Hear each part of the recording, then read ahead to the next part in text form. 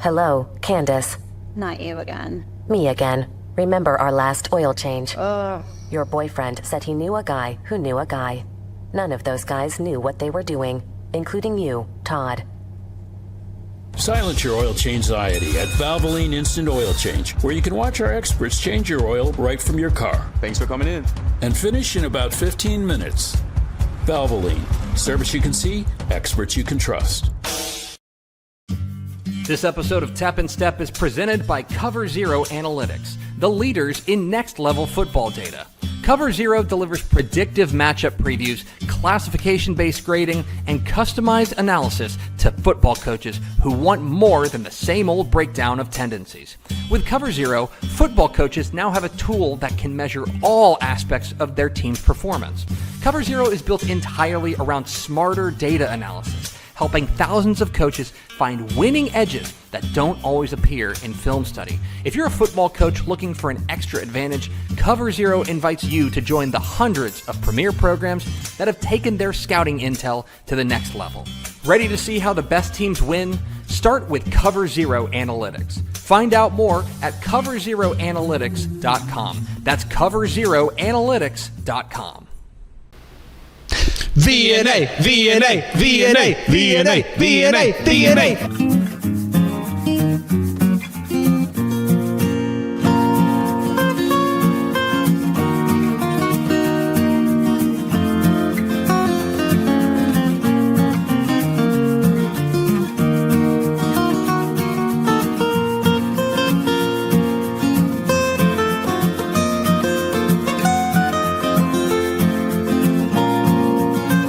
Tap and Step, your premium Texas high school football podcast from your friends Dave Campbell's Texas Football and TexasFootball.com. I am the Tep, Greg Tepper.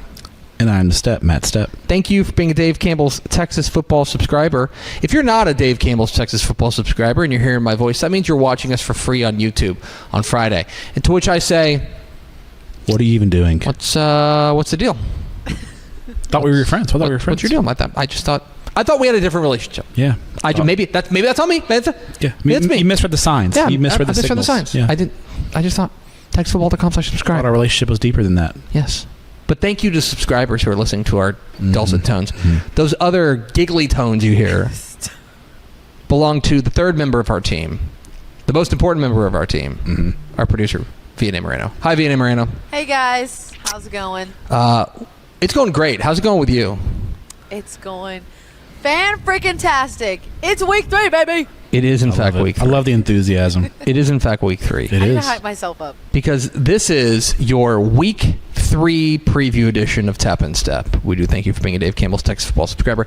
Coming up here in just a moment, I'm going to ask Matt Stepp if he is buying some surprise 2-0 teams and if he's selling some surprise 0-2 teams. Okay. And then we're going to is this a WTF throwback for stonks? A little bit. This is a little stonk watch. Okay, little stonk watch. Okay. We're taking that. That's we're gonna co-opt that. Yeah, we're gonna co-opt it. We're gonna bring it in. Take that, WTF, in your face, Pickle and Mallory. But first, Matthew, we will start as we always do with your Texas high school football fun fact of the week, presented by CoverZero. Sweet, Analytics. Clean CoverZero. Man, they know what they're talking about. They do. Not these two idiots. No, like if you want to actually hear smart people talk about football in the state of Texas, CoverZeroAnalytics.com. Take your high school football team to the next level. Some of these numbers they've got the best numbers. Their numbies are elite. 47.5. I saw a 1,000 the other day. I saw what was the stat I got? Oh, hang on, it was where did it go? Oh my God, I'm looking for the stat. They've got good numbers at CoverZero Analytics, and they've paid for this read. They have expected points per play. That's crazy. I barely know what that is, but it sounds like a really cool stat. CoverZeroAnalytics.com to take your high school football team to the next level. They're way smarter than us. CoverZeroAnalytics.com. They are proud partners of this podcast. Thank you, CoverZero. Proud may be an overstatement. Dicey. They were at one point proud partners. Yeah. They are still partners with us. We appreciate shamed partners at this point. Go check them out. Matt Stepp, your Texas high school football fun fact of the week. I don't want to bring the room down, but we would be remiss if we did not acknowledge the passing of an actual Texas high school football icon last week, with the death of G.A. Moore, at one point the winningest coach in Texas high school football history. Yeah, when he retired, he had more wins than anyone. Yeah, the first to beat Gordon Wood, like the first to usurp Gordon Wood as far as the winningest coach in Texas high school football history. A winner of 8 state championships. He was when you are having a conversation about the GOAT Texas high school football coach, your mileage may vary, but I can say unequivocally that G.A. Moore is in the conversation. Absolutely. He's on the ballot of the GOAT. Yeah, he is. He was an exceptional high school football coach and a true gentleman. I know that if you go back, if you can find his speech when he got inducted in the Texas High School Football Hall of Fame, it's an all-timer. He he was also just a classic kind of country gentleman who I think that's a good way to describe lived him. on a ranch and just kind of did things his own way. Real cowboy. Yeah, he wasn't a poser. No, not like some. And he wasn't a poser football coach either. That dude could coach some ball. One of the many things that go in his resume, he's of course an 8-time state champion. He's also the architect of the longest winning streak in Texas high school football history. His Salina Bobcats won 68 consecutive games from 1998 to 2002. And what's interesting is that G.A. Moore never saw the end of that winning streak. No. Because he left to go to Pilot Point, his alma mater, after the 2001 season, after winning a 4th straight state championship, and passed it along to Butch Ford. Butch Ford had a great year, but I think they went 11-1 or 12-1. 12-1, something like that. So Matt Stepp, your Texas high school football fun fact of the week: who is the last team to beat Salina coach G.A. Moore? Ooh, that's a good question. So basically, what was the game last before the streak started?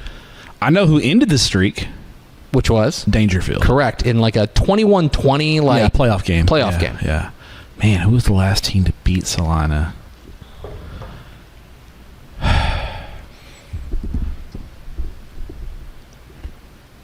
Pilot Point.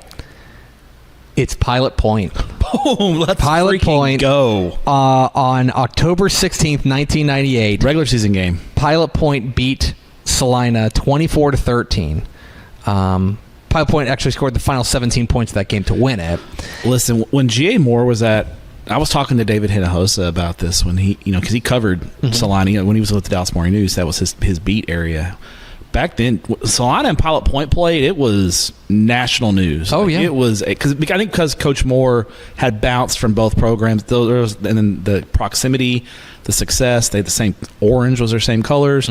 It was interesting. When Pilot Point and Salina played, it drew eyes from across the state and the country. It was a big deal. And now Salina number 1 in the state in 4A Division 1. They're rolling under a G.A. Moore disciple. Yeah, Coach Elliott played for Coach Moore at Pilot Point and coached under Coach Moore for a long time there at Salina. So, yeah. Yes. So there it is. Your Texas fun fact of the week. The last team to beat Salina coach G.A. Moore was the team that he left to go coach Pilot Point Bearcats. So anyway, rest in peace to legitimately one of the greatest coaches in Texas high school ball history, G.A. Moore, age 86. All right, Matt Stepp, let's get to some Week 2 cleanup and talk a little bit about what happened in Week 2. And specifically, I want to give you a chance to weigh in on a couple of teams that I think have a surprising 0 in their name so far. Okay. So there are some teams, I mentioned this on Tep and Step. This is Tep and Step. I did mention it on Tep and Step. I'm doing it now. I mentioned it on TFT that not all 2-0s are created equal. South Lake Carroll being 2-0 not headline news. They were the number one team in the state in 6A. I would say that's expected. Not necessarily surprising. Gordon is 2-0. I'm not surprised that Gordon is 2-0. Things like that. But there are some teams that are 2-0 that I think are surprising. So I'm going to give you 5 of them. Okay. And I want to see if you are buying it as for real. And by that means, I'm not saying are they going to win a state championship. I mean, are you buying that they are going to be notably better than you thought they were going to be? Okay. For whatever that means. If you thought they were going to be 0-10 and they go 6-5 and make the playoffs, I would say that's notably better than you thought. Okay. We'll start with this, and I think one of the great stories in Texas high school football. Matt Stepp, the Lions of Livingston are 2-0 after going 0-10 last year. New coach Tucker Carter takes over. They're 2-0. Are you buying it on some Livingston Lions? I am. Okay. I'm buying Livingston. I think they can get into the playoffs. Okay. Which I think for them would be a huge accomplishment. So I think Coach Carter's done a heck of a job already there, and I think there's a lot of buzz down there on the lake. Matt Stepp, the Pirates of Pittsburgh are 2-0. Are you buying Pittsburgh? No. Not yet? Not yet. Okay. No. I great start. Doing good things, but not ready to buy in yet. Matt Stepp, Dayton is 2-0. Are you buying in on Dayton? Yes, I'm buying Dayton. I think they can get into the playoff. I think they can get that 4 seed in that District 8-5A D2 pretty wide open. I think they could snag that. They might even be able to snag a 3 seed if things break right. Jerry Prieto, ball knowing dude. Jerry Prieto is a ball knower. Shout out to my buddy, the DC there, Jerry Poth. A lot of Jerrys in Dayton. A lot of Jerrys. Big Jerry energy there. Matt Stepp, are you buying 2-0 Mansfield Lake Ridge? I am buying Lake Ridge. Okay. Listen, obviously North Crowley team to beat. In preseason, I thought Lake Ridge could get the 4 seed. The 2 seed could be theirs. I think they could even get the 2 seed. Crowley's off to a slow start. Mansfield got throttled by Summit last week. Lake Ridge, 52 lettermen returning, a lot of starters back, 8-2 JV last year. Why not Lake Ridge? I'm buying Lake Ridge. Why not Lake Ridge? And finally, Matt Stepp, are you buying the 2-0 Crawford Pirates? Remember, tough year last year. Tough year. Tough region, though. 2-0. Not ready to buy in fully yet, although that win over Centerville raised some eyebrows. Very impressive. Very impressive. Ty Robinson, first-year head coach there, coming over from Woodville, track record of success. Not ready to buy in yet, because I thought Crawford would be improved and be a good team. Regional contender, not sure about that quite yet. But I kind of thought they'd be a first or second round playoff team. So that's 2-0 teams. I want to go to the other side and some surprising teams that are 0-2 that maybe we didn't necessarily see coming. And I want to know if you're selling your stock in them. Stonks. Your stocks. Matt Stepp, are you selling the DeSoto Eagles? Yes. Okay. Yeah. Better performance against North Crowley. Yes. First, I have to give them credit. Yes. They showed up and they played really hard against North Crowley, gave North Crowley a great run. They made some personnel change. I just don't know if that's sustainable. They just don't have a lot of depth. The personnel is just not there like it has been. Yeah. I think, I still think that, they're even if they get into the playoffs, I'm not sure. We thought this was a regional contender in Region 2. I don't believe they're a regional contender. I think they might get into the playoffs and maybe win a game. But, yeah, no. I'm selling. Are you selling your stonks in 0-2 Katy? 0-2 Katy is a wild thing to say. It is wild. Not yet. Okay. I know they've had some injuries on defense. They've looked really bad on defense, by the way, which is weird to say. They have struggled. They've also had some unusual struggles on that. Atascocita score was kind to them. That game was not that close.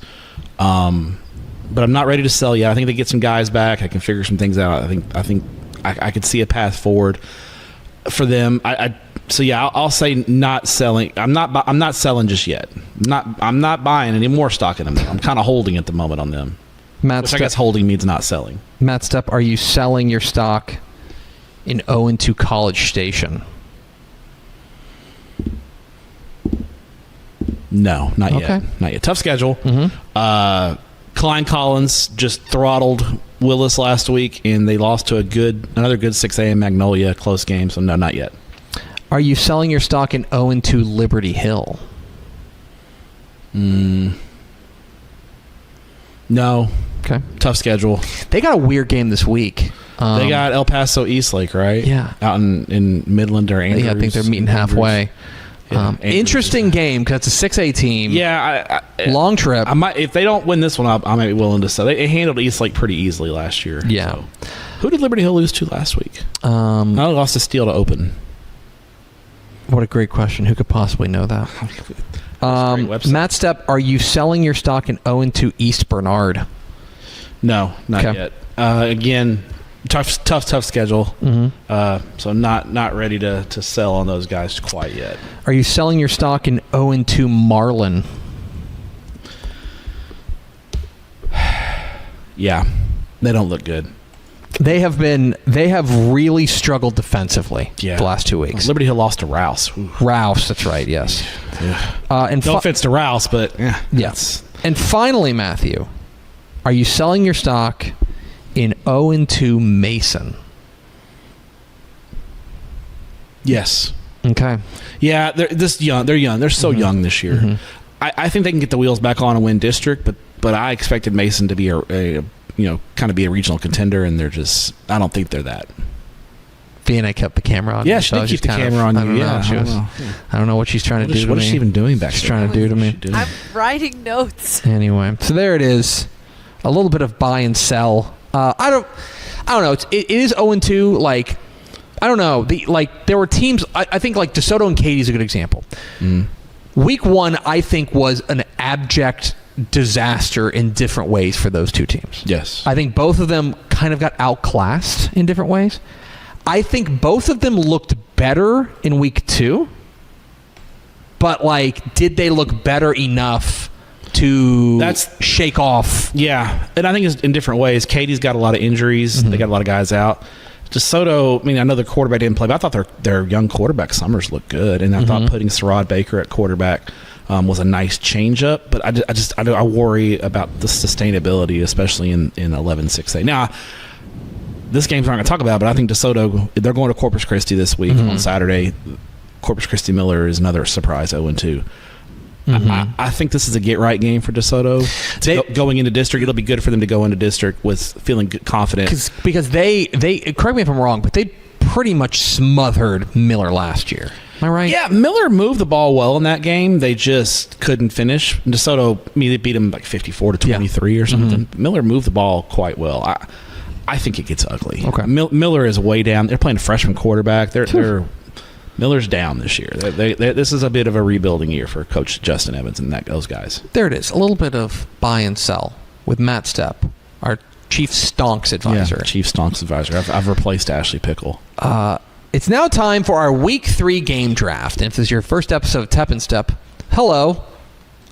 Here's how it works. Stepp and I go back and forth selecting games that we are most interested in. Most interested in. That is the phrase that pays. So last week, Matt Stepp could have chosen Riviera, Coffer, and Progresso. Shout out to the Progresso Red Ants. Let's go. 17-6 over the Real Coffer. taffy poll.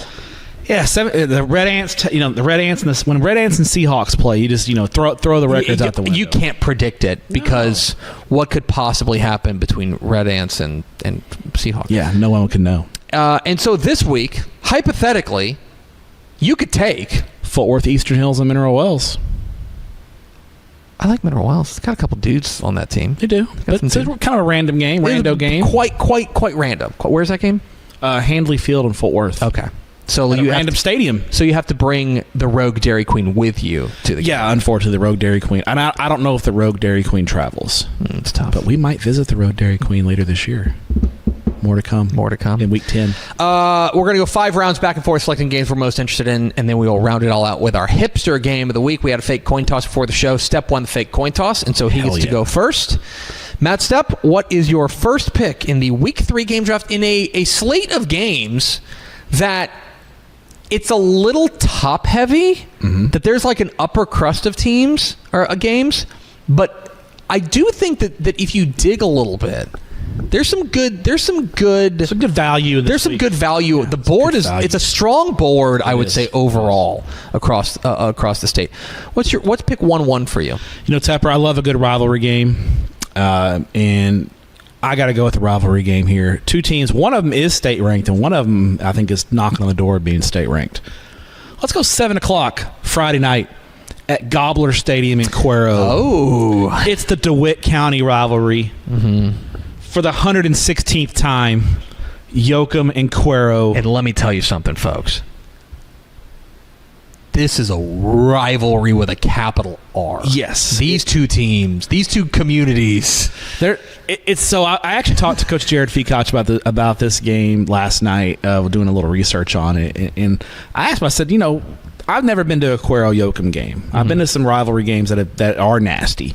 And I asked him, I said, is this a nasty rivalry? He goes, no, not anymore. He made sure to say not anymore. He did say it did. He said there's so much crossover between the two communities now that, there's so many relatives. So it's one of those kind of rivalries, I think. I mean, they're 17 miles apart from each other. Yes. Cuero and Yoakum are right down the road, relatively speaking. They're in the greater Victoria metroplex, the metropolitan area of Victoria.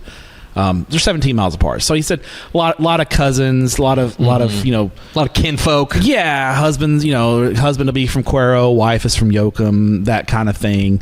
But he said it's still, when the lights come on Friday night, they are going to want to beat the crap out of each other. Like, there's a lot of pride still involved in this rivalry, and it's always in Cuero, for the most part, has gotten the better of Yoakum. So and here's another thing that I think adds to the intensity is these two coaches. Because yes. I'll tell you what, Bo Robinson, very nice guy, head coach at Yoakum, and also, I am glad he likes me. Yes, he's a very intense man. He's a very intense man. Yeah, and Jared Feacock is you look at him, you think he's a nice guy. He looks kind of analytical. Yeah, and, he's a little bookish, maybe. But on the field, that guy's a killer in a good way. Yeah. Like when the whistle blows, and he is as intense and fiery as it gets. So these two teams play like that, and they're two really talented football teams. This is going to be a really good football game. You got Yoakum. I personally believe Yoakum should be state ranked in 3A Division I. Okay. That win in Week 1 over Port Lavaca Calhoun, that's a good win for Yoakum. And then they followed up last week. They dominate Vanderbilt Industrial 45-27 in a score line that I think was very generous to the Cobras. That game, I think it was 45-7 into the second half. I mean, Yoakum pulls their starters. Industrial gets a couple of garbage time touchdowns. When you see Yoakum, the first thing that pops off is they are athletic as heck. You don't usually think of South Texas teams as being loaded with skill talent. That's why the slot T kind of started in South Texas, because it was kind of an equalizer for a lot of coaches who maybe didn't have the size, the team speed to match up with teams further north. Yoakum doesn't have that problem. Yeah. They have some elite skill talent led by Xavier Barnett, the SMU commit, who he's a freak show. Yeah, I mean you can put him anywhere at any position and he can go.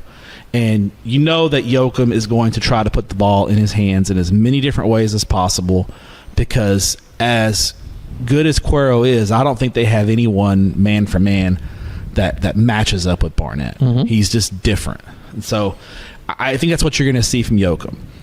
Cuero is athletic. They've got good team speed. Cuero's always got dudes who can go. And they've got, I think, one of the most underrated receivers in the state of Texas, in Walker Dietz. Walker Dietz. Had 3 touchdown catches last week from Jackson Marie. And let me tell you, they beat Lavernia last week. That was a Lavernia team that was ranked 5th in the state in 4A Division I last week.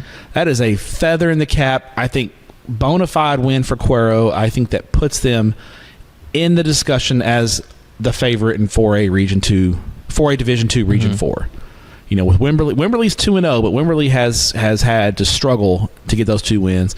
Sinton, young, but still in the mix. But I think Cuero is right there. That win over Lavernia is the best win. So we're only mulligan here. We're 2 weeks into the season. Yes. But 2 weeks into the season, the best win in 4A Division II Region 4 is Cuero's 49-41 win over Lavernia last week. It's a huge win for them. Melo Perez had 3 rushing touchdowns. Jackson Murray at quarterback is healthy. He looks good. He missed most of the end of the year last year. He's come back. He looked great in 7-on-7.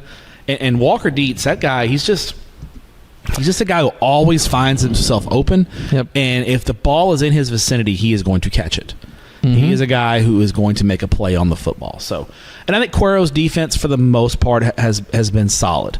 Not great, but I think they've been good enough. Now, this is going to be their biggest test. They beat Columbus in week 1, and then last week, Lavernia is a test because of how good they are in the trenches. Lavernia is not a super fast team; they're just a plodding team. Different kind of test this week of Yoakum and the athleticism that they're going to throw out there.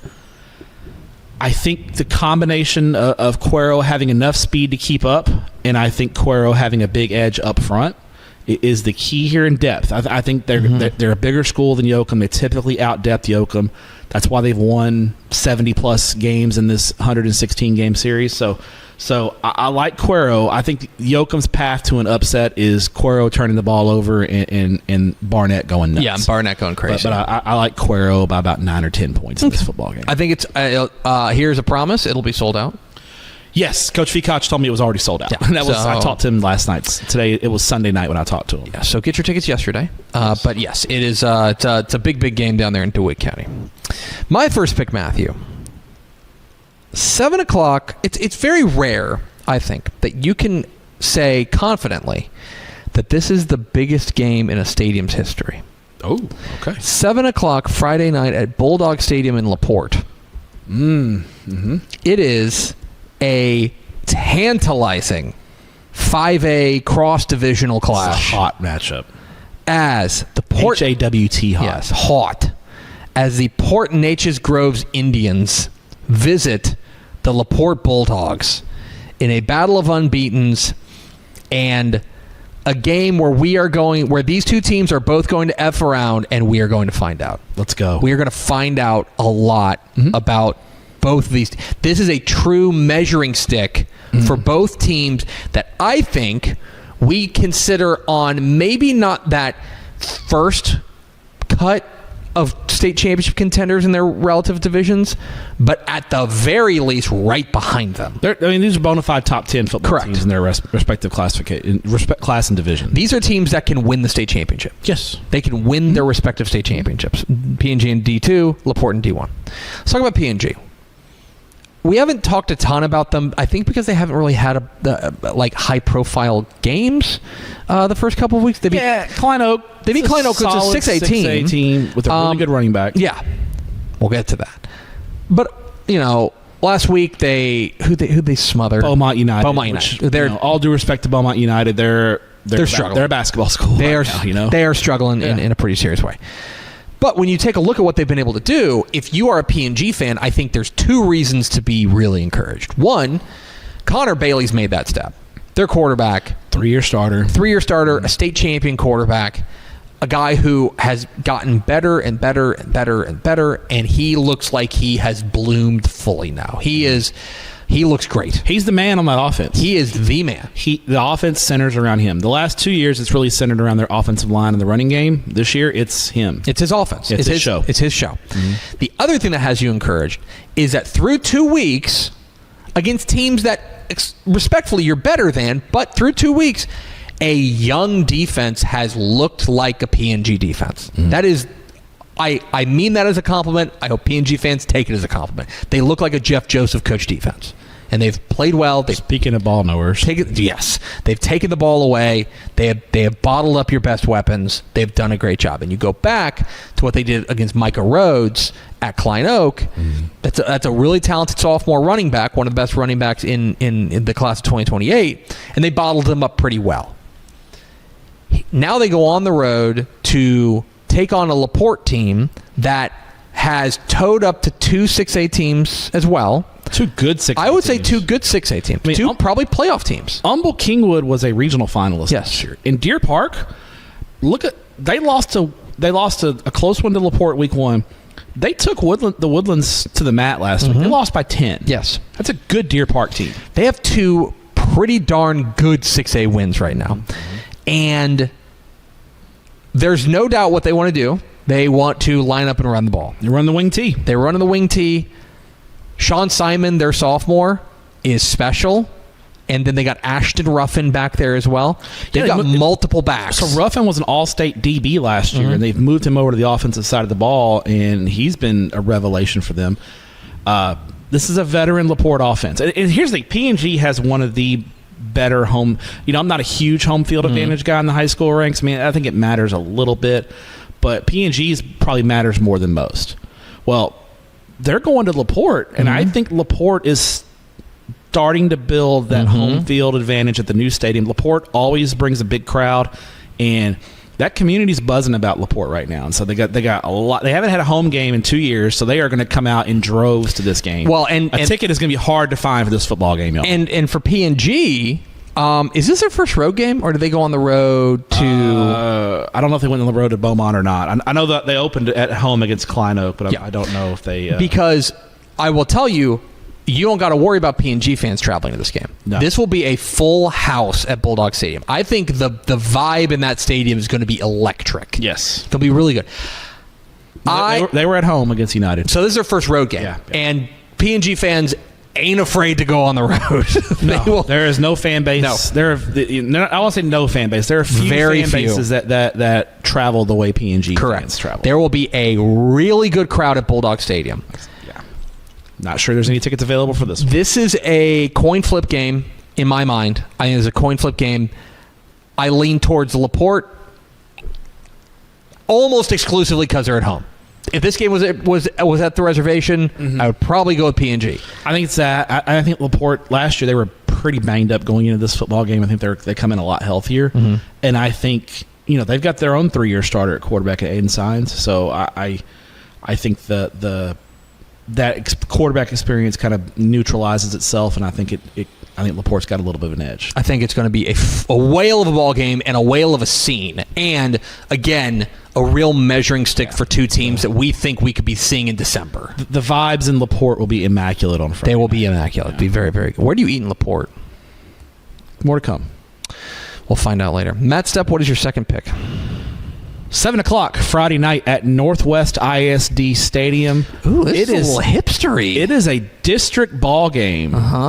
As the number 1 ranked Southlake Carroll Dragons at 2-0 take on Byron Nelson at 1-1. And this is we're opening up 4-6A play with a bang in this one. This is we'll talk about this, but for Carroll. It is right into the front, into the fire. Yeah, because it's next week. We may be talking about their game next week. Spoiler alert: we almost certainly will. Yeah. Last week, rain shortened game. Yet Carroll beat Hebron 35-7, and that's a good Hebron team, y'all. Good Hebron team, and that was one way. That was one-way traffic. Yeah. Hebron last week beat Jesuit 31-3, and they were a third-round playoff team, and Carroll just punted them into the sun. Or the rainstorms Friday night as the thundercloud. As the war, Tepper is losing the war on weather, y'all. It is not going well. He's going to need to figure out a counterattack. Just saying, you got to figure something having out. A bad time. Yeah, it is not going well. It was not going well for me on Saturday trying to figure out which games were canceled, but whatever. We're digressing, but. What I can say is, who was not struggling on Friday night was Southlake Carroll quarterback Angelo Renda. 349 yards passing, 2 scores, and just a little over a half of action. Just throwing darts out there, just making it happen for Carroll. He was unbelievable. Man, let me tell you something. Okay. I understand that, the past couple of years, Carroll has had really great running backs, and that they have, and they've done what any good coaching staff should do, which is play to your strengths, and they've been lined up and run the dang ball. Riley Dodge is you know what? I've got this Division I running back. I think I'll just give him the football. Smart. I don't begrudge him that. Yeah. It does feel also, it's pumpkin spice season for Riley Dodge. Shout out. It does feel like South Lake Carroll throwing the dang ball all around the yard, it does feel like nature is healing. Yeah, that's, You know what I mean? that's what we like as all their running reporters- backs are great. I'm not telling them not to do that, but as journalists, we grew up with South Lake Carroll, Todd Dodge, South Lake Carroll, Yes. throwing it all over the yard. Now, if you're an old head, if you're an older than, and I'm old, but if you're an older head than me, you grew up with South Lake Carroll running the wishbone, Dane Johnson and Bob Ledbetter running the wishbone and winning state championships. And there was a day that Matt Stepp was alive and South Lake Carroll was a 3A school. There was a day. They were in like a district like Vernon. Yeah, they were like it was a rural area, you know. It was So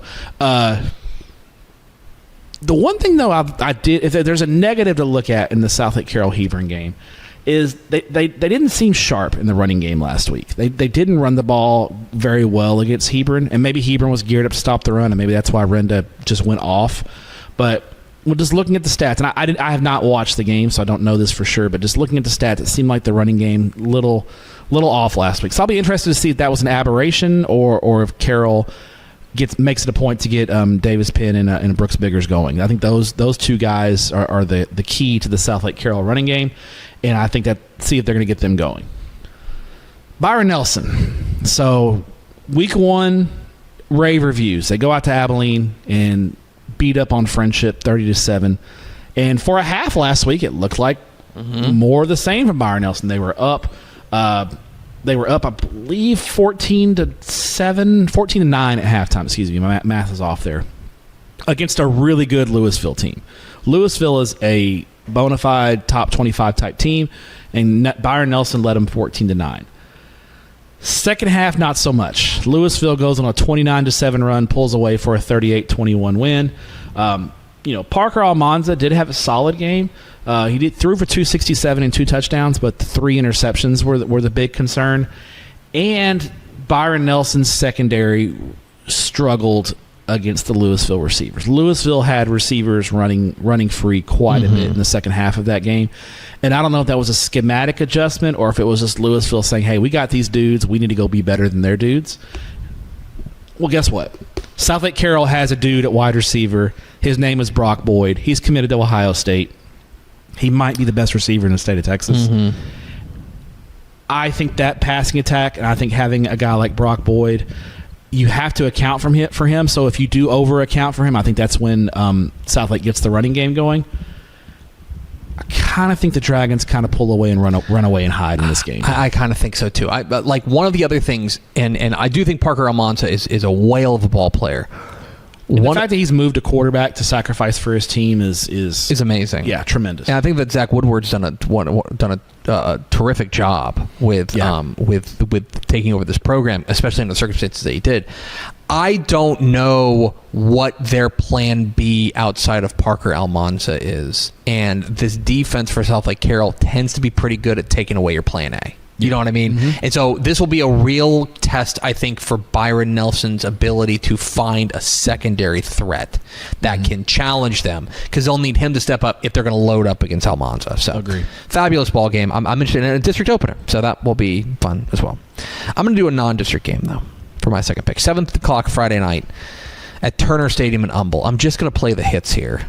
Oh, let's go. It's Southeast Texas Tepper is what this is, because it is the Austin Westlake Chaparrals at 1-1, visiting the Humble Atascocita Eagles at 2-0. Live on Texan Live. Thank you. Thank you. And Thank you for knowing that, VNA. okay, we'll start with Westlake. Week 1 they lose to Prosper. I would say that has aged okay. Prosper is looking looks great, looking like a wagon. Yeah. Shout out Mike Roach for that term. That's a hockey term. They are looking very, very good. What term? A wagon. A wagon. A wagon? They're looking like a wagon. It means you are really good at what you do. They're rolling. Looking like a wagon. And they've looked great. So Westlake loses to them on a neutral site in week 1. Week 2, a get-right game against San Benito. Yeah. God bless San Benito for taking that game. Well, they went down to San Benito and played too. So, hey, fun trip down to the Valley. Go down there, eat some good food. Win 66-0. Win 66-0, and then head on. Maybe spend the night. Go to the beach, and then come back on Saturday or Sunday. Yeah. Well, there's not. I don't think there's a whole lot you can take from the win over San Benito. They overmatched. Yeah, that's a different level of football. Yeah, it is. And San Benito is. I think they're young. They're struggling. They're struggling right now. Yeah. And so it's not. In my opinion, that is not a realistic measurement of where Westlake is. Yeah. And so now they will go on the road again, this time, about 190 miles east to the Houston area to take on... A little trip on 290? To take on the hottest team in Texas? Man, that too far? The Atascocita agenda is real. Now, it's been real in this office because we have an Atascocita alum who has reminded us how good Atascocita has started the year. Gav Mo. Yeah. Riz over there. Mo Every Riz. day he reminds us. Yeah, but the agenda is real, and the agenda is real especially for one man. Matt Stepp, through 2 weeks, Carde Mack is Mr. Texas football. Yeah, he's been the best player in the state. That's not really an opinion at this point. And Craig stumped us with the questionnaire. Look at that. Look at that. I'm a pro. Bam. God, I admire you. Finger guns for that one. He was listed at running back on the questionnaire, and all we heard all offseason of spring was, hey, Carde Mack's moving back to running back. Atascocita is going to put him back at running back. We're going to have a dude quarterback.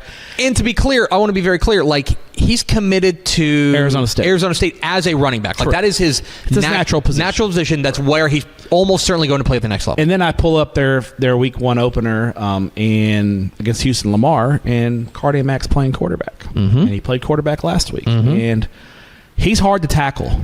He is not a fun guy to tackle. Through 2 games, Carde Mack, 880 total yards and 12 touchdowns. Seems good. That's an average cool. of 6 touchdowns per game.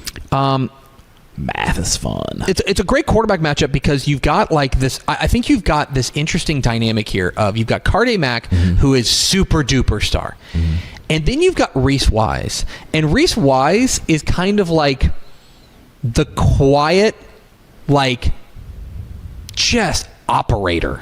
Do you know what I mean? It's so weird because he does. I don't know if Reese gets the credit that he deserves. He's a really good quarterback. He does. He's playing quarterback at Westlake, and that bar is so high when you got Drew Brees, Sam Ehlinger, Cade Klubnik. You've just had so many great quarterbacks come through there. And then here comes a guy who is like just a true operator of the offense. Go back to that North Shore semifinal win where they beat North Shore in the semifinal last year. They won that game. Yes, the defense was great. We'll get to them. The defense was great.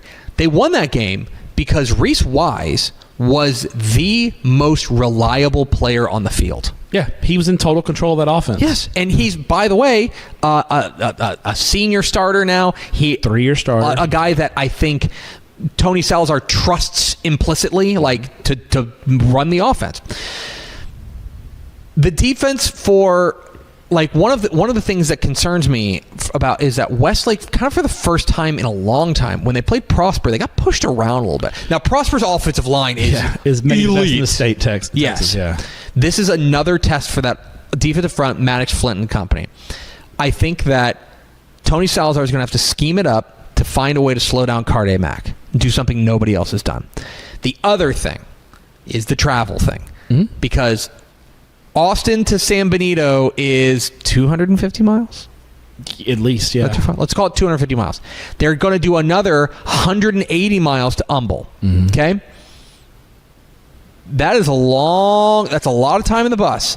And I'd ask you about the Carl Padilla stat. Yeah, shout out to our buddy Carl Padilla from the Padilla poll for this little nugget. That basically, if you travel 150 miles or more for a non-district game, you win about 12% of the games. Yeah, it was pretty stark. I think the stat he gave me was last year. I have to get updated. Yeah. But yeah, it's pretty stark the percentage. And now they're not pulling Midland Legacy travel, but still Westlake back-to-back weeks go to San Benito. And they're not used to that. They typically most of their district games are close to home. Midland Legacy, they're used to this. Like that's just part of being in West Texas. But for a team in Greater Austin, this is unusual travel.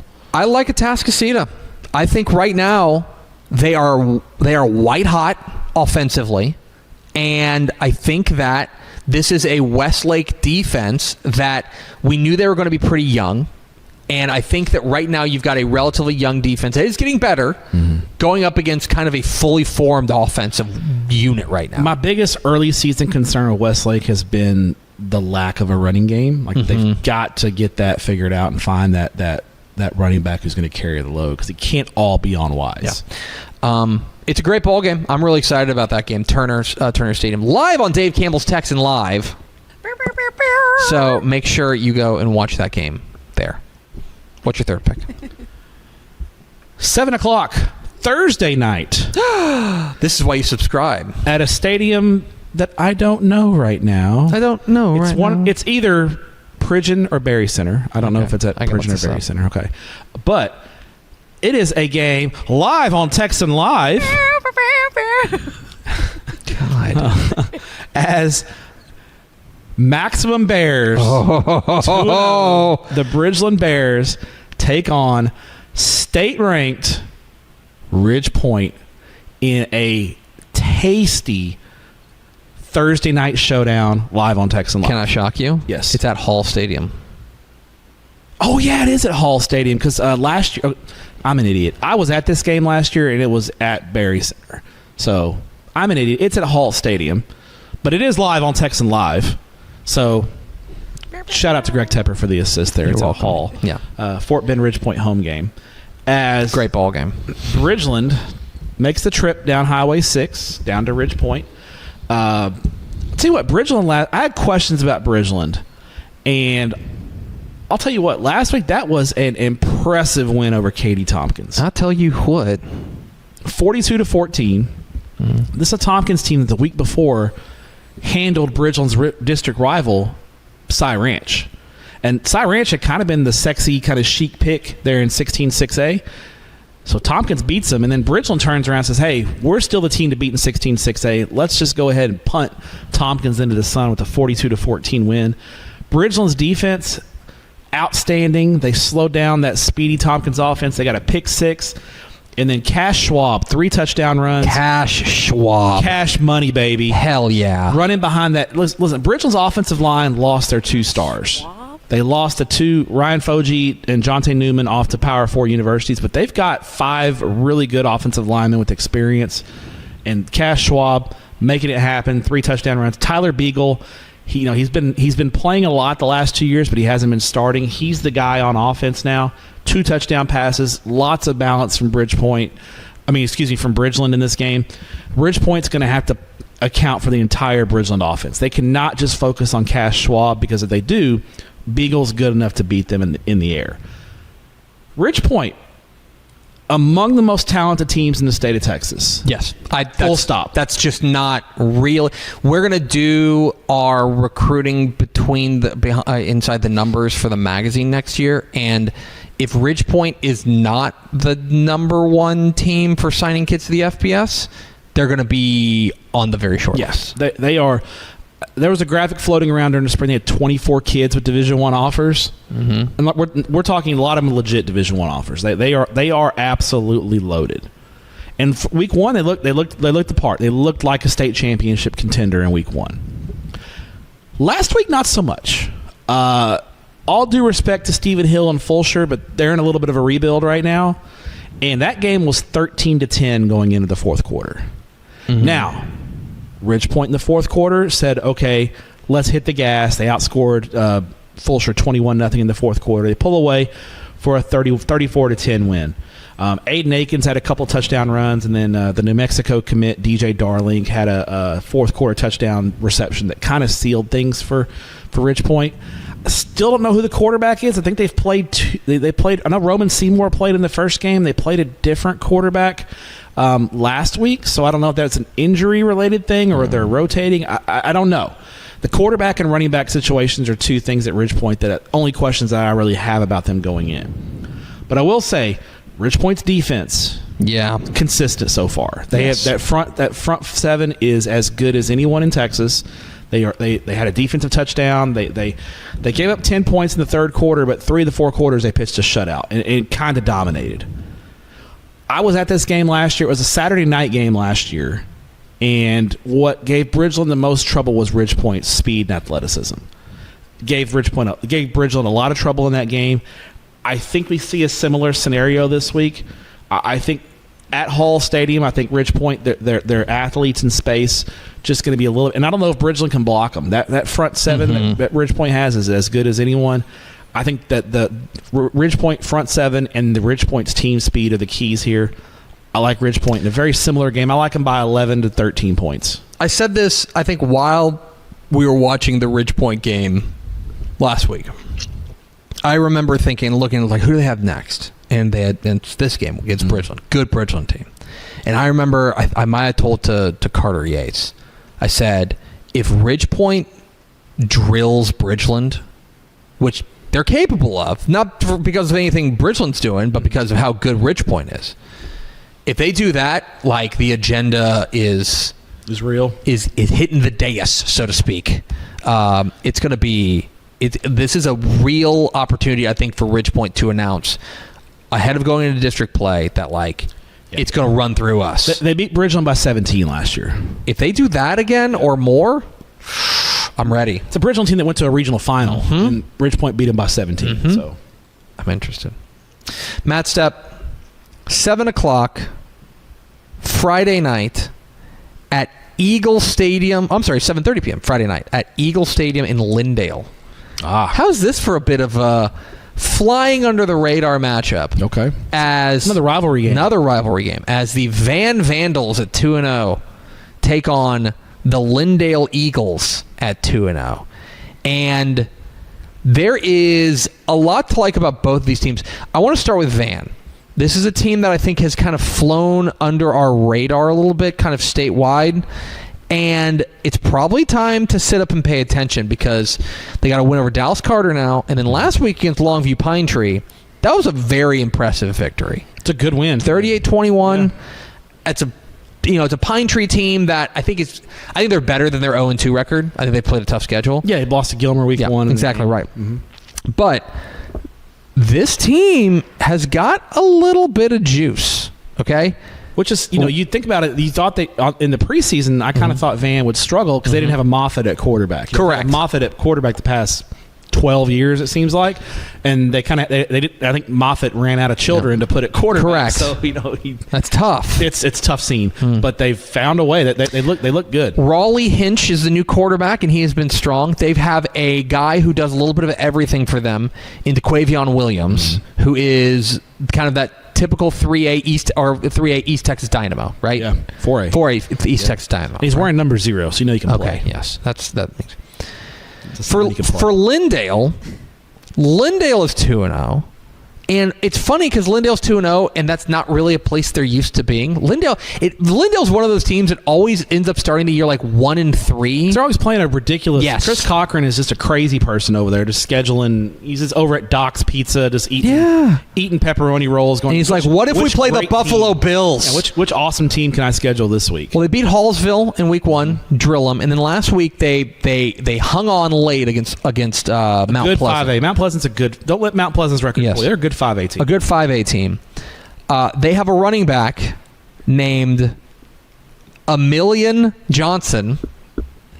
Exceptional. He's probably awesome. Exceptional. He had 3 touchdown runs last week.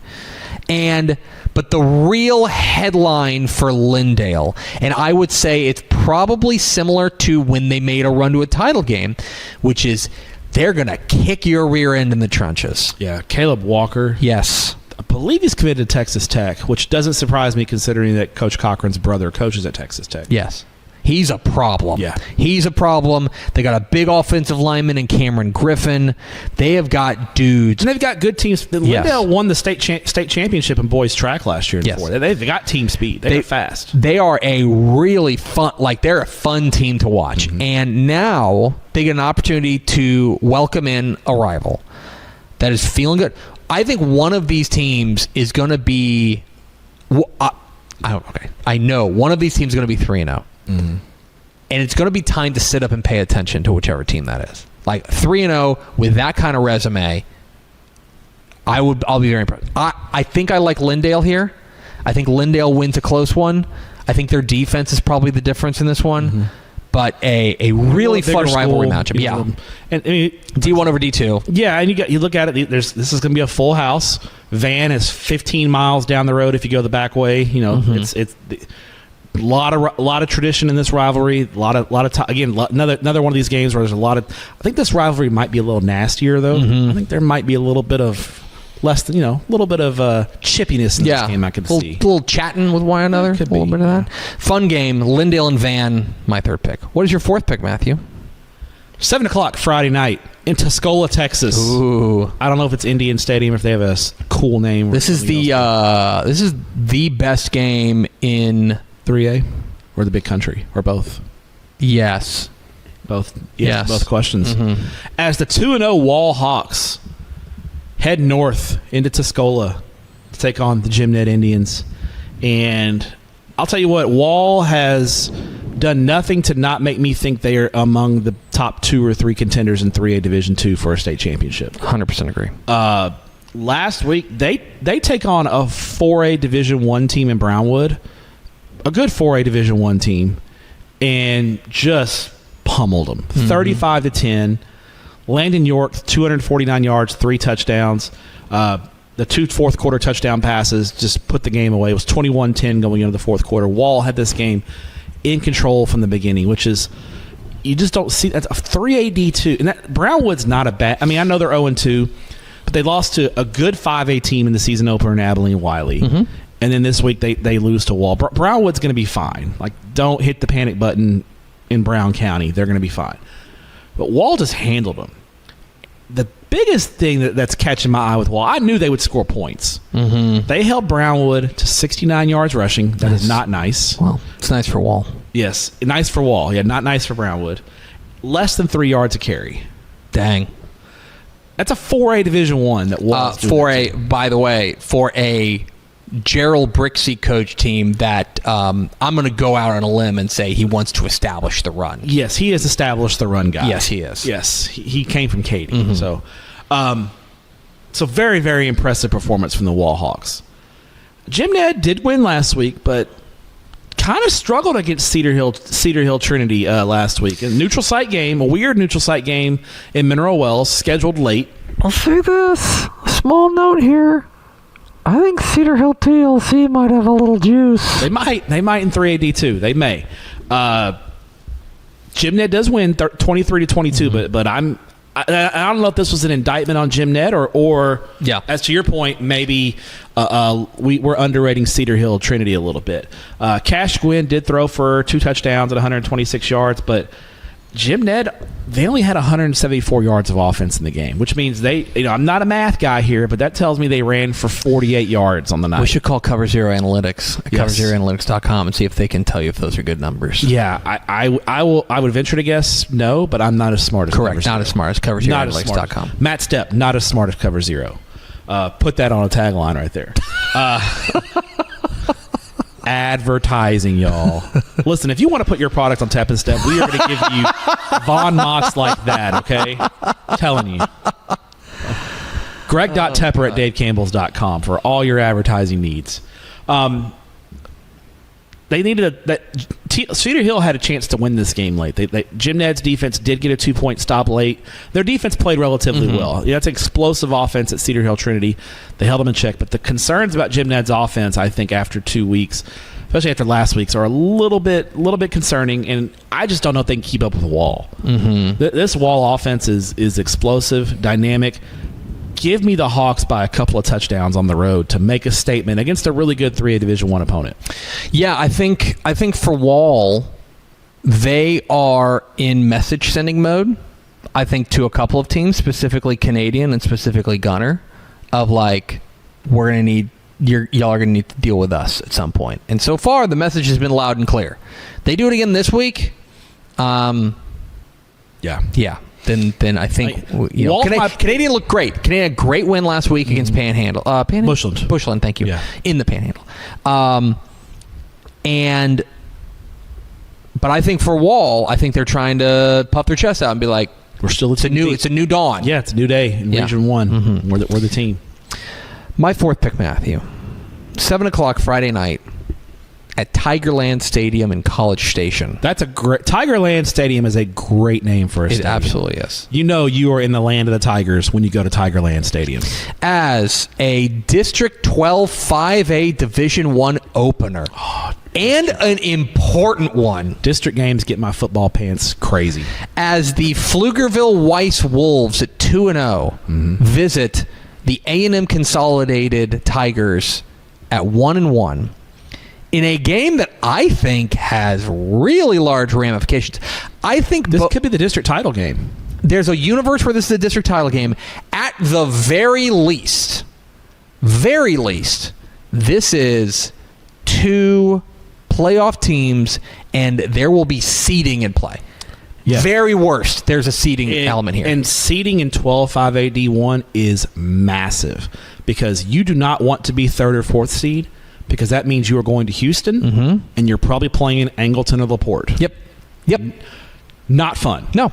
You want to get first or second. This is what happened to Weiss last year. Yes. I was at this game last year in Pflugerville. Weiss dug themselves a big hole, lost by 6. They ended up being third, and they had to go to Angleton in the first round of the playoffs and lost by 7. Yeah, right. They went to the state, and Angleton went to the state semifinals. Yeah. So this shows you how big seeding is. Yeah, Angleton won Region 3. Yep. So massive implications. Yes. Here. Weiss, I think, has been one of the, I don't want to say surprises, but one of the breakouts this year that at 2-0, I think we have a lot of questions about them, especially because of the late coaching change. Yes. Malcolm Hill took over in June. Yes. And I think what was most impressive about Weiss last week was we know Weiss can score. Yes, Jackson Shad Company. Trey Moore, that receiving core.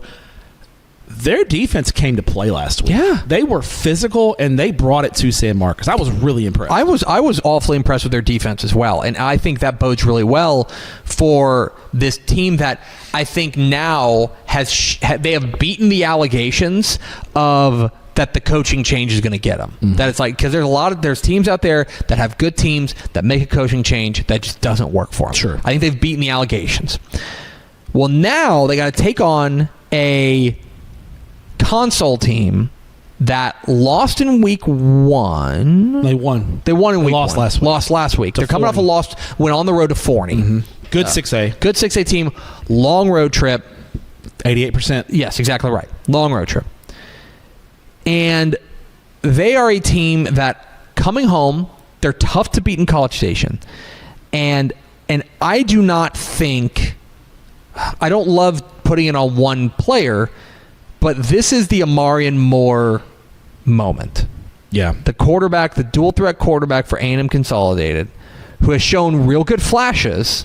He was great in week 1 against Lake Belton. Really good in week 1. And last week, Forney was determined to take him out of the game, and they did. Yeah.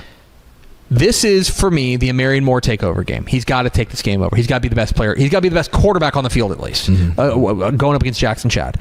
This is a whale of a ball game that if you just need a game with stakes, this game has stakes. Westlake and Atascocita is a fun game because it's two teams that we think are really good, but ultimately, probably it's a non-district game. It's a non-district game. There's not really any stakes involved. This game has legitimate long-term ramifications in week 3 that both these teams need to be ready. I like Consol at home. I think they're hard to beat. I think being at home is a big help for them. Sure. They have a nice home field. They're going to have a big crowd. But Weiss is very hot right now. They're the hotness. I'm going with Consol at home, but this is a big, big, big game to open up district play. Could be for the district championship. Could be for the district title, exactly. Matthew, was your 5th and final pick? Go 7 o'clock Friday at Kincaid Stadium in Dallas, a.k.a. Lobo West, as Big the crowd. Longview Lobos are trekking west on I-20 to take on the South Oak Cliff Golden Bears. Longview 2-0, South Oak Cliff 1-1. Maybe the strongest 1-1 team in the state of Texas, with a win over North Shore and a touchdown loss to Duncanville last week. So you can see the rankings at Dave Campbell at TexasFootball.com, and we have Randall number 1 in the state. They have done nothing wrong. They have looked. They've been great. dominant in both games. They've been dominant in both games. And I know South Oak Cliff lost last week, right? So it's weird to say this. I'm looking at South Oak Cliff, and I'm wondering, like, who in 5A Division 2 is going to get them? Yeah. Dude, the push that their offensive line was getting against Duncanville? Yeah. That front, yeah. It's pretty impressive. Now, they started out slow. Duncanville came out and hit him with some haymakers. It was 29-7. I think late second quarter. It's 29-7. And I'm thinking, man, this, Duncanville is going to blow them away. Yeah, Sock shot their wad against exactly North Shore. right. They didn't have much left in the tank.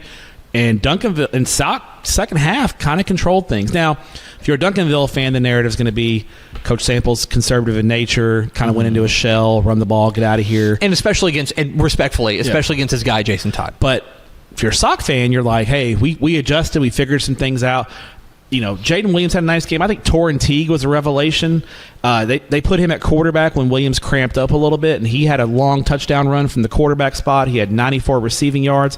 He was great in 7-on-7. He's a breakout guy. Levon Morton. I think Levon Morton is... Well, he's got to be the guy this week because unbelievable. Mikael Trotter, their other running back, left with an injury. I don't have any confirmation of that, but I don't think he's going to play this week. Just looking at how the injury took place, I'll be surprised if he plays. Levon Morton had a touchdown run and a punt return for a touchdown for Sock. But now he's probably going to have to carry more of the offensive load because Morton is more of your home run back, and then Trotter was kind of I described him as the hammer in the offense. Well, now the hammer's gone. Can Morton carry the load? But I think Sock acquitted themselves quite well in the Duncanville game. Then you have Longview. For the first time in a long time, John King was not on the sidelines. Our thoughts and prayers are with him as he's recovering from his medical procedure after he was diagnosed with cancer. Coach King, we want you back on the sideline as quick as you can. Take your medicine. Listen to your wife. Get well. Listen to your wife. Want you to be back soon. Coach Oscar Wilson. Here's a fun fact: Oscar Wilson and Jason Todd have they have a personal relationship. They've known each other for quite well. I believe Coach Wilson at one point was Coach Todd's father-in-law. Oh my gosh! So Coach Todd was married to Coach Wilson's daughter. So there's ties there to those communities. So Coach Wilson, who's been at Longview longer than I've been alive, 49 years, yes, something like that. He got hired in early 1979. So 46 years. He's been there for 5 decades. Jeez. He's been a part of 5 decades. Interim, been long time running. Oscar Wilson is an institution in Longview. He's been there forever. And so he's coached kids, grandkids. He's coached so many generations of Lobos. He was the interim head coach. In Longview last week, I think rivalry game against Marshall. There's a lot going on with Coach King and everything with him not being there. And I just wonder if Longview is just emotionally spent going into this football game already. They just looked like a sluggish football team last week.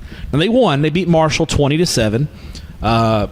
Mason Washington had a couple touchdown runs. That is the cousin of Boosie Washington, who was Kelvin Washington for his mama named him Kelvin, but we call him Boosie. No. 2 touchdown runs. But Longview kind of had a shaky start. Marshall jumped on them early 7-0.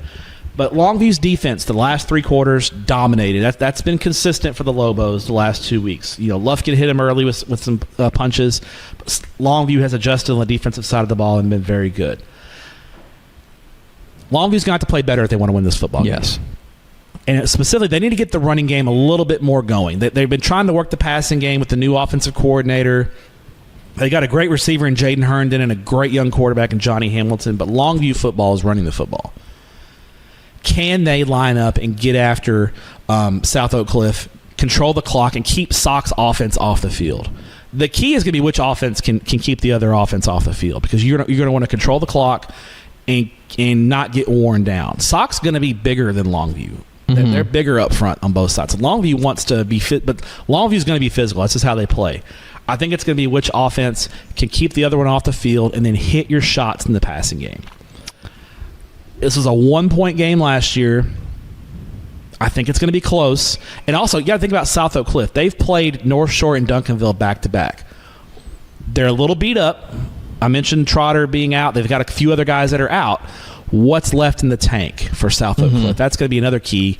Do they have anything left, especially in the second half, of what's going to be the third straight really physical football game? I like Sock. I think it's going to be close. I do too. But I got to go with Sock, even though Longview's got a stellar record at Kincaid State. They've only lost there twice, and they've played 20 games in Kincaid State. I think it's a whale of a ball game. And can I throw a little CoverZero stat? This is a great stat from CoverZero. Remember, I mentioned this earlier. Expected points per play. Sock's expected points per play is .612, which is almost double the average in 5A Division. Oh, wow. That just shows you where South Oak Cliff is in relative to their competition in 5A Division 2. Shout out to CoverZero for that stat. Thanks, CoverZero, CoverZeroAnalytics.com. Whale of a ball game. I like Sock too, but I think this is a really, really interesting ball game to see if Longview can get back to what Longview do. You know what I mean? And get back to Longview football. Get back to your base offense. You know what I mean? Get back to what you do. And if it works. And is this the last non-district game for Sock? Yes. So this will be the last competitive game Sock plays. This is the last time we're going to talk about them until probably the second round of the playoffs. So sorry, Coach Todd, Coach Ward, goodbye. Coach Spencer, Coach Goodbye, all those South guys. Oak Cliff. Great friends with those guys on staff. But Good yeah, people. we're not going to talk about you for about 2 months. Right. So here's the thing. They win this game, and then they're going to kind of go into hibernation for about. The Bears will go into hibernation for about 2 months, as far as like playing competitive games is concerned. If you don't know, they're in the Dallas ISD district. There's a lot better. Can we have some rankings talk real quick? Can you pull the curtain back just a little bit? Let's just workshop this a little bit. Randall takes care of business in their game, and they win. Fort Bend Travis, I think they play. Fort Bend Travis is good 6A team. They're 2-0. Yeah, good 6A team. They beat Katie Jordan last week. Let's say Randall takes care of business convincingly against Fort Bend Travis. Let's say Sock beats Longview by 2 touchdowns. I think you got to put South Oak Cliff number 1. Yeah. What if they beat Longview by 1? We'll talk. Okay. Because I want to see what Randall does. Yeah. But at that point, there comes a point in which your resume is beyond reproach. Yeah. And Sock's getting close. If they beat Longview and they would have wins over North Shore and Longview and a 1-score loss to Duncanville, I think you're getting to beyond reproach. I was thinking about that just now. I was like, man, what if they convincingly beat Longview? We got to... Because we had a conversation after week 1, and now we're just fully doing rankings. So we had a conversation in week 1 about South Oak Cliff after they beat North Shore and after they body bagged North Shore. Really? The game wasn't as close as the score. Sorry, North Shore fans. It just wasn't. They crushed them. Yeah. It was convincing stuff. And we had a conversation about, do we move them up to number 1? We kept Randall at number 1 because Randall had beaten their opponent 55-0. 55-0. Yeah. Right? Yeah. And it's like that to me is beyond reproach. There is something to be said about at some point your resume is so strong. 3 weeks of data points, versus 1 week of data points. Correct. You got 3 data points. Yeah. Then I think it might be South Oak Cliff from there. Anyway, fascinating game. And now for something completely different. Matt Stepp, I'm going to go way off the board here. Oh. Let's go to the heart of Texas. Oh. 7 o'clock Love the heart of Texas. Friday night at Bulldog Stadium in Brady. The literal heart of Texas. The literal heart of Texas. The geographic center of Texas. As it's a matchup of unbeatens, as the Brady Bulldogs welcome in the Lions of Ozona. Oh, man. Who are 2-0. Because we need to have a dialogue, Matt Stepp. We have a chat about the Ozona Lions. About the Ozona Lions. I think a great man on Friday on Texas Football Today, or Thursday on Texas Football Today, Carter Yates, said Ozona was keeping it real. Yes. With their running back. Christian Villarreal. So Carter was cooking on Thursday. If you didn't know. Cooking with Crisco. If you didn't know, Ozona is the second highest scoring offense in UIL. 11-man football, only behind Angleton. Angleton's averaging like 72 points a game or something. Jeez. What's Ozona averaging? 70 and a half. Okay. And Villarreal has run for 300-plus yards. How many yards does he have? Here's some fun facts on Christian Villarreal. Keeping it real. He is averaging 22 and a half yards per touch. That seems good. He has 12. Let's ask CoverZero Analytics. He has 12 touchdowns on the year. He has been. Oh, wait. CoverZero Analytics just texted. They said that's good. They've been ridiculous. Now, in week 1, they beat McCamey, and they're a lot better than McCamey. Badger. Week 2, they beat El Dorado, and El Dorado, I don't think El Dorado's bad. No, they're not bad. I think it's okay. This is a level up. It's a 3A opponent. On the road against a 3A opponent and an undefeated one. And good 3A. Brady's a good team. And let me tell you something. Third-year coach Jaron Roberts, think he's done a nice job there at Brady. Yes. I think he's helped to build them into a team that feels like they can contend in their region. Yeah, I think they feel like they can win a district championship and go a few rounds there. I think they're in Region 2. I think they're in District 5. And then you got Jason Pitts at Ozona, who got hired in mid-June. Like, I remember I was out at 7-on-7 when I heard that Jason Pitts was getting the job. Well, So, Jason Pitts is an offensive. He's done this before. yeah. But Brady, let me tell you something. Last week, you go to Mason and get a 24-22 win. You go, yeah. Gutty. Yeah. I know Mason. We talked about them. Yeah. Mason, Young. The power of the Puncher Dome has been lost because the roof has not been rebuilt. But I'm telling you, they have looked good. Rebuilt. This is a big test for both these teams. The quarterback, they've got a dual-threat quarterback named Sean Jacoby, who's been very good for them. This is a nice, balanced Brady team. I want to see if Ozona could do it again. Yeah, against a bigger opponent. They're going to be laser focused on Villarreal. This is the best team they've faced pretty substantially. If they can hang like a 50 burger on Brady, and we're going to talk. The agenda is going to escalate. Does Ozona become the official team of Tepp and Stepp? I like Brady. I think that especially at home in McCulloch County, they're the team to beat here. But I will be keeping an eye on this. You want to hear? There's always talk about Brady. Brady texts us every time we talk about the UIL state championships. One of the big social media message. Oh, yeah.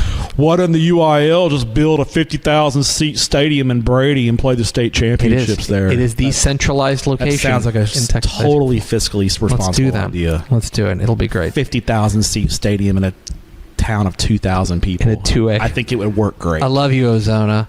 Or I love you. Yeah. I love you, Brady. I also love you, Ozona, but I like Brady in this one. There it is. Just your week vamping on that. Your week 3 game draft. Stepp took social media way too much. Stepp took Cuero and Yoakum, South Lake Carroll and Byron Nelson, Fort Bend, Ridge Point and Bridgeland, Jim Ned and Wall and South Oak Cliff and Longview. I took LaPorte, Port Neches Growth, Westlake, Atascocita, Van Lindale, A&M Consolidated and Pflugerville Weiss, and Ozona and Brady. Good games left on the board. Gunner Salina. In Melissa, they're playing in Melissa. Interesting ball game. I will say this. So the Gunner offense has been great through 2 weeks. I want to see, the defense is going to have to bow up in this one. I think Salina's a pretty clear favorite in this one. It's a 4A Division 1 versus a 3A Division 2. I would like to see if the Gunner defense can bow up a little bit. To Bo Bentley. Yeah. Harker Heights and Dripping Springs is another. Harker Heights and Dripping Springs, a great game. In the 6-man ranks, one of the great rivalries, and it's a battle of unbeaten. Gordon and Strawn this week is a great game. Talk about 2 towns that it's chippy. That does get chippy. Shiner Poth. I'm interested in. That's another rivalry. That's the Polish Bowl, isn't Polish Bowl? No. That's Poth and Falls City. Poth and Falls City is. Sorry. Denton Geyer and North Crowley. Very interesting. Yeah. 2 teams with, let's say, questions offensively. Yes. We'll see where things go. Honeygrove Winsboro. Very good. Huge test for Honeygrove, stepping up in competition. And other good games you can find on TexasFootball.com and Dave Campbell's Texan Life. Matt Stepp, what is your hipster game of the week? 7 o'clock Friday night at Klein Memorial Stadium. You are so. Oh, you're. This is. Listen. Here's why. This is going to be. We are going to find out if cutting the brakes is real. Yeah, we are. The Klein Bearcats are taking on Klein Kane. Yeah. And district game, right? District ball game. Inter district rivalry. Klein ISD, and Klein has not beaten Klein Kane since they beat him one time. The first year Klein Kane played varsity football was the only year Klein Kane has dominated this series. And Klein Kane has been the team of record in Klein ISD for several years now. They've been the best. James Clancy has built a great program there at Kane. They've produced NFL talent. Matthew Golden, Jaden Blue, among others, gone through Klein Kane. Elite program. Now they're off to a slow start. They're 0-2. Close loss to Cy-Fair. And then last week they got blown away by College Park. Very concerning loss. Yes. And then you got over here the mothership. Here we go. You've got the mothership agenda. You're so Klein-pilled. I am Klein-pilled right now. Kadooty. Klein is 2-0. They are averaging 68 points a game. And they are that offense, they are cutting the brakes, folks. They are going forward on fourth down. But they're throwing it. I mean, this is not the Fulsher offense. This is a much more wide open version of the dead T offense. They've got 3 different running backs with neck rolls. Listen, 1 neck roll running back is impressive. Absolutely. When you've got 3 neck roll running, they had at one point Klein ran out all 3 running backs with neck rolls. And Hard to beat. Hard to beat. I was just like injected into my veins. Like this, Yeah. I have been Klein pilled here. Yeah. And I want to see if there is in Klein, the way they operate and the way they play. Do you remember how when the NW, this is going to go a wrestling reference here. I'm in. The NWO kind of took over WCW. I remember. And it was this is the chance for a new world order in Klein ISD. So what you're saying is that Hulk Hogan has an opportunity to drop the leg on Macho Man Randy Savage. And so this is Klein's chance to make a statement that they are the team to beat in Klein ISD. And I am fascinated to watch it. I've watched both Klein games on Texan Live just because they are cut the brakes football at all times, and they're just a blast to watch. So I'm going to see. This is their chance. Klein Kane, they are going to throw everything at Klein because they do not want to lose their spot. So I'm really fascinated by this football game, and it's going to be live on Texan Live. Yeah, it is. So I'm excited for it. So, and also enjoy Kaduti's popcorn rankings on social media, which I called him Sunday and told him he's got to get to Longview because the best popcorn in Texas is in Longview. Lobo popcorn. Matt Stepp, my hipster game of the week. 7 o'clock Thursday night. It's a great Thursday slate this week. At Glaspie Field. It's not. It's not open yet. It's not open. Okay, so where are they playing this? I think it's at UTA. Is that UTA? Or Choctaw. Arlington's playing at I was trying to look this up during the show. Glaspie opens in October. Because the schedule said Glaspie originally. Originally, I guess it's not opening yet. All this rain. War on weather. At a spot to be determined in Arlington. Where's Matt Wilson when you need him? I'm telling you. As a matchup of unbeatens, and most importantly, a District 3-5A Division I opener. Ooh. As the Burleson Elks take on hell yeah. Arlington Seguin, the Cougars out of Seguin. And Matt Stepp, let me rap to you for a minute. Okay, let's hear it. This game, right out of the chutes, I think even though both these teams are feeling really good about themselves, this may be a straight-up eliminator. Yeah, in 3-5A Division II, because you've got Argyle, you've got... Let's count playoff teams. Argyle, feel pretty good about them? Mm-hmm. Feel good. So far, I feel pretty good about Colleyville Heritage. So far, yeah. Mm-hmm. Mansfield Timberview? Feeling pretty good about Timberview. Summit may get in, right? Feel pretty good about Summit. That's 4. So if you are Seguin or you are Burleson, which I think represents that next cut of teams. Yeah, Seguin, Burleson, and the Colony. Yeah. If you are these two teams who are undefeated, if you lose this game, you're going to need to steal another one down the road. You may need to steal 2. You may need to steal 2. Yeah. This may be, on Thursday night, an eliminator. Yes. And so, fascinating ball game. Both these teams have been really good offensively to start the year. Great win for Seguin last week over Red Oak. Really impressive. And the job Philip Tanner has done at Burleson. Yes. When he took that program over, that thing was in disarray. Yes. And you could see last year towards the end of the year the improvement. And they open up this year at their rivalry win over Burleson Centennial. They win the boot back. Yep. Then they win their other rivalry game over Cleburne. They're 2-0 in rivalry games. They're feeling great on Highway 174. And they've got a junior quarterback in Andrew Sparks, a running back that they can lean on in Nathan Jackson. They've been fun to watch. Arlington Seguin's putting up some numbies. Kadarius Trotter, their running back, has been on one. Got a Chevy Andrews. Chevy. I mean, come on. Pretty sick. A lot on the line. You're right. It's a great game. If you like stakes, again, there is an urgency in this game. District ball game. It's a district opener, and both these coaches are saying to their guys, we got to have this one. Yeah, we got to start out district with a win. If you win this game, you're not in by any stretch. You're still going to have work to do, but there's a pretty decent chance that if you lose, it's over. Yeah, if you lose, it's weird to say on September. They're going to play that game on September 12th. If you lose, hit the panic button. Yeah, exactly You're right. hitting the panic button. You're gonna need to find something that you're not expecting. So Agree. Fabulous game. I like Arlington Seguin and I love Burleson. that. That's a great Hipster game. There you Very go. Let's wait. Which order would you like to go in? Do you want to do your? Let's go to VNA Moreno and find out what you wrote down, and then we'll close it out with you. All right, we'll do that order. Ladies first. What'd you write down on your notepad, VNA Moreno? You guys were funny today. Wow. Two of your dose of your Tres Leches were funny today. Well, yeah, we talked about this. Yeah. She said that her Tres Leches were me, you, and Pickle. Well, he was making some weird noises, and I was like, "You can't get mad at me. I'm one of your tres leches." And I was like, And then I was like, thought about the other two leches, and it was like, Stepp is the other one, and then Pickle is the other one. There you go. That's right. But there's It's also the biggest compliment I've ever received. Mallory. Sorry, Mallory. Yeah, I'm sorry. It ain't called Quattro Leches. Yeah, come on. Actually, that I would. Where are we getting the fourth? yeah. Somebody walks up with a Quattro Leches cake. Yes, please. Who knows? Okay. You guys were funny today. Stumped us. Stumped us. Yeah, correct stump. I'm gonna play. Tepper, you said I'm gonna play the hits at one. Yeah, I would like with Westlake and Westlake, Atascocita. Like it's not complicated. Just take that game. Looking like a wagon. Shout out. Yeah. Shout out Mike Roach for that. Mike Roach. Yeah. The Ridgepoint. Is it the Ridgepoint agenda? Yeah, it's the That is Ridgepoint. The real. Ridgepoint agenda. I just write stuff down. Cash Schwab. Cash Schwab. Cash money. Matt Stepp not better than CoverZero. No. Correct. Facts. Someone's a journalist. Yeah. Listen, brave truth tellers. This one caught me off. I was like out of left field. I was like, district games get my football pants crazy. They do. They do. I Listen, love my football pants well, like yeah. district football games.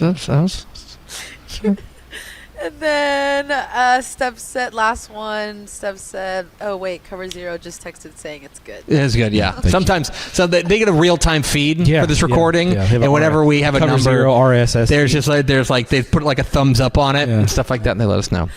Matt Stepp, where are you going this week? Thursday night, I will be at Wood Forest Bank Stadium for a district football game. Beautiful Wood Forest Bank Beautiful Stadium. Wood Forest, and beautiful the Woodlands. Yes. As the undefeated Conroe Tigers take on the undefeated Woodlands College Park Cavaliers. Okay, good. 2-0 versus 2-0. District 13-6A. District Strong game. Mm-hmm. And then Friday night, I will be in LaPorte. Yes, I will be in LaPorte. I will be making you very jealous. Yeah, I'm already I'm jelly. pulling my phone out because Kevin Bernithi sent me a couple of food recommendations in LaPorte that I'm going to shout out. I will be in LaPorte for PNG in LaPorte. That is going to be an insane asylum. Yes, it's going to be a crazy place. I'm waiting for my parking pass. Coach Bernithi, I haven't got my parking pass yet.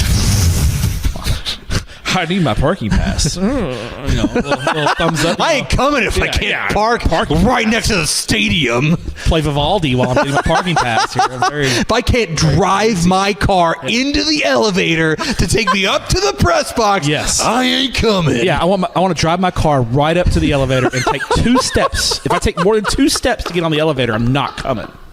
You know what? Speaking of that, Riley Dodge texted me because I tweeted out oh, by the way, first off, we're off the rails. Kevin Meridian says I need to eat at Tommy Tacos from El Rancho. Okay. El Ranchero. So I need to get Tommy Tacos from El Ranchero. Okay. Sounds great. So Mesquite, the lovely folks, Miss Karen and Mesquite ISD Athletics, gave me a lovely gift basket. Yeah, I saw that. Yeah, my wife said it was really cute, of candy and different goodies. And Riley Dodge texts me. He goes, "Oh, so you just won't go to football games unless you're showering gifts?" I was like, "Basically not, Coach. At this point, basically not." So just saying. It's why he doesn't go to South Lake Carroll games, Coach. Yeah, it's Coach, because he's just like, what's my gift basket has not arrived. What's your bid? Yeah, come on. We're gonna bid this thing up. Okay, so LaPorte and PNG heater. Yeah, no game for me Saturday this week. My daughter's getting baptized. Oh, how about that? So I'm flying up to Toronto. Great. For her baptism on Sunday. So Saturday I'll be on a plane to Toronto, and then we'll be at her. Are you gonna be back here Monday for Tep and Yes, it's a 36-hour whirlwind to Toronto. I'm flying up Saturday, flying back Sunday night. If you would like to see an absolutely addled Matt Stepp, make sure you tune in next week to Tep and Step. You think I said some crazy stuff today? Yeah, just wait. Thanks to CoverZero for sponsoring this nonsense. CoverZeroAnalytics.com. VNA Moreno, thank you for listening to us. We appreciate you. Thanks for being a Dave Campbell's Texas Football subscriber. Stepp, thanks for your courage. Thank you. We will see you next week on Tep and Step.